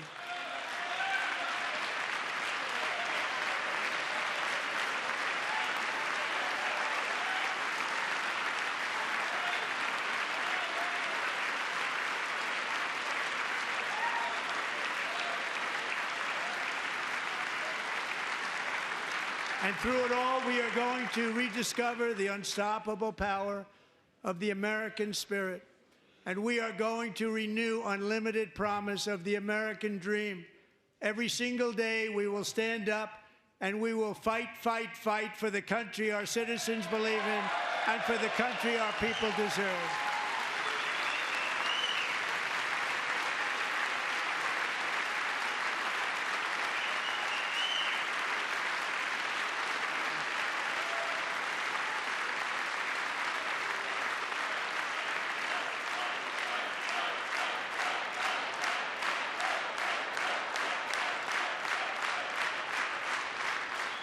My fellow Americans, get ready for an incredible future, because the golden age of America has only just begun. It will be like nothing that has ever been seen before. Thank you, God bless you, and God bless America.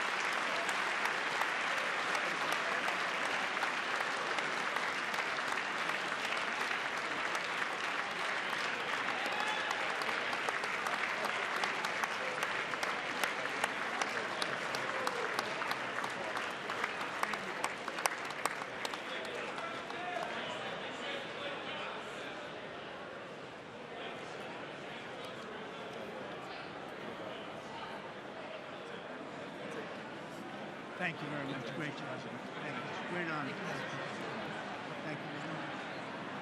Thank you. Get this place going, all right? Thank you, sir. Thank you very much. Great honor. Thank you. Thank you, Mr. President. Thank you very much. Yes, sir. Very much. Thank you very much. Appreciate it.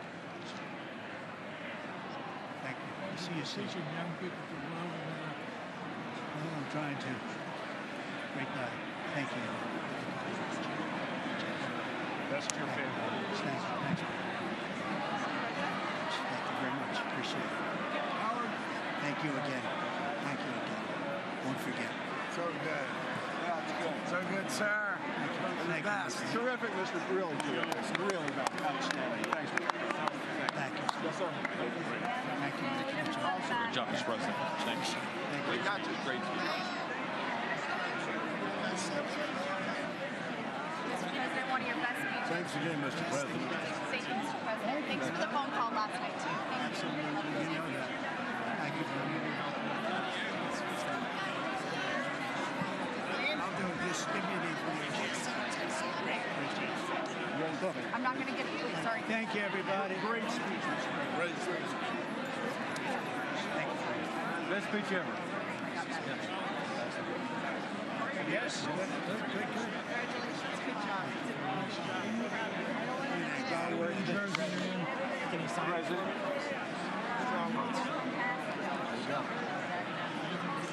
President Roger Williams, thanks for the call. I love Roger Williams. Thank you. You don't have to introduce yourself. Thank you, sir. Mr. President. I know you better than you do, Roger. Thank you so much.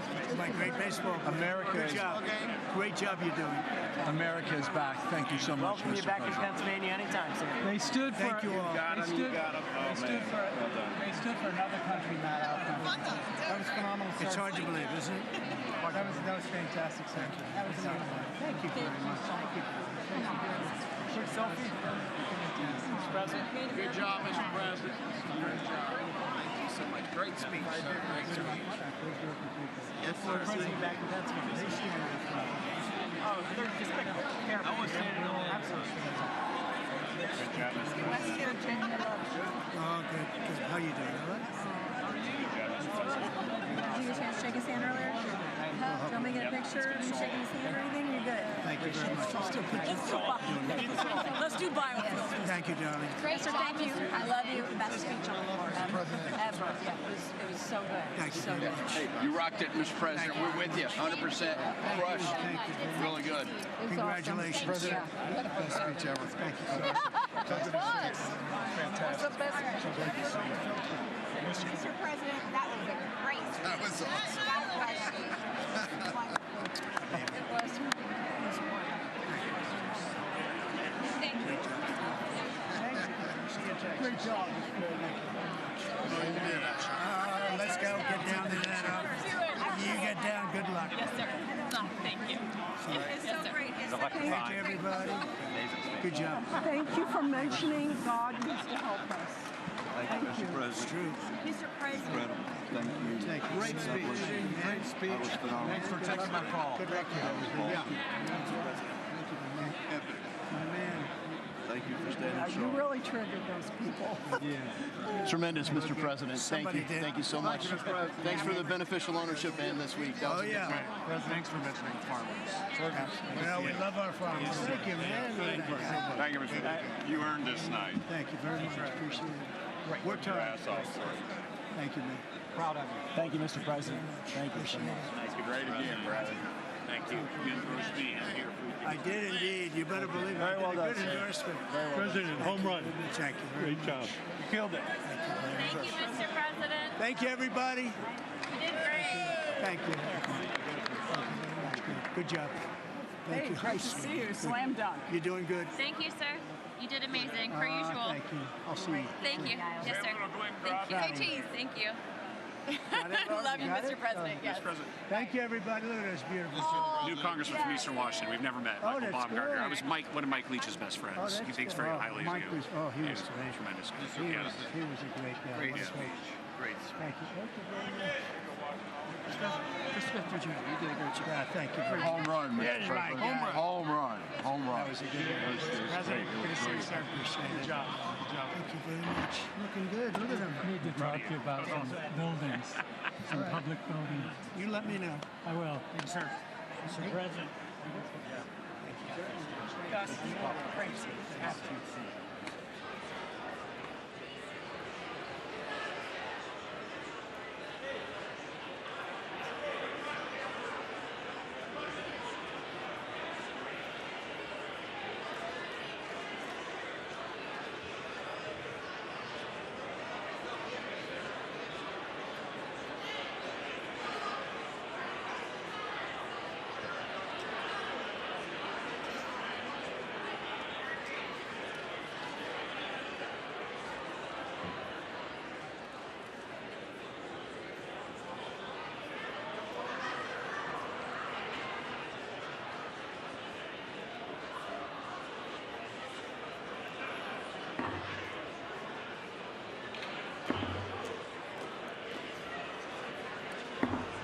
The House will be in order.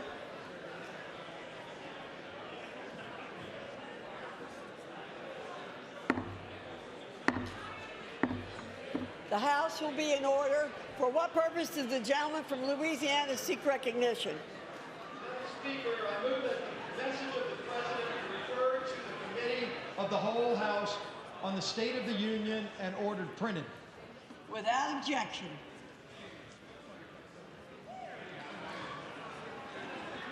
Does the,